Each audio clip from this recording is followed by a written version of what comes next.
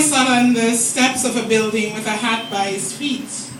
He held up a sign which said, "I am blind, please help." There were only a few coins in the hat. A man was walking by. He took a few coins from his pocket and dropped them into the hat. He then took the sign, turned it around, and wrote some words. He put the sign back so that everyone who walked by would see the new words. Soon the hat began to fill up. A lot more people were giving money to the blind boy. That afternoon, the man who had changed the sign came to see how things were. The boy recognized his footsteps and asked, "Were you the one who changed my sign this morning?" "What did you write?" The man said, "I only wrote the truth. I said what you said, but in a different way." What he had written was, "Today is a beautiful day, and I cannot see it."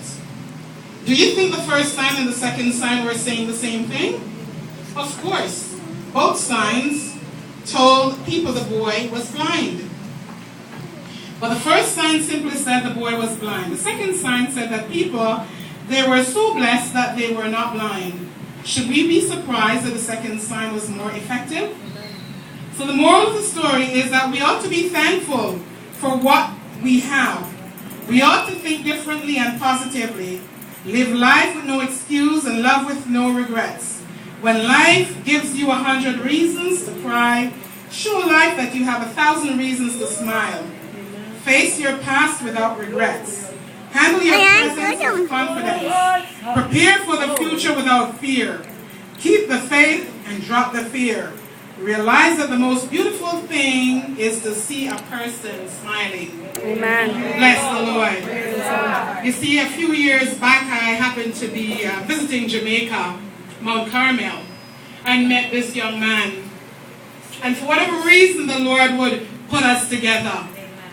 Amen? Amen. And so when I say he is my son because that's what I told him in his church at Mount Carmel, that I was going to adopt him. Amen? Amen. And so comes what may, we know that children and parents have their own quarrels, eh?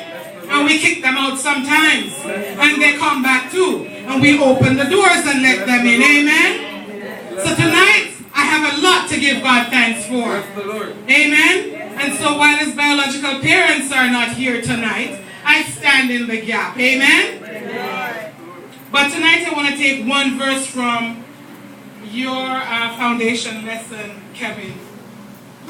And it's verse 7. It says, "And I brought you into a plentiful country to eat the fruit thereof and the goodness thereof." I want to remind you that this land, Canada, is big. It's got lots to offer. You know where you're coming from. I don't need to tell you, and I don't need to remind you. But you know who you also serve.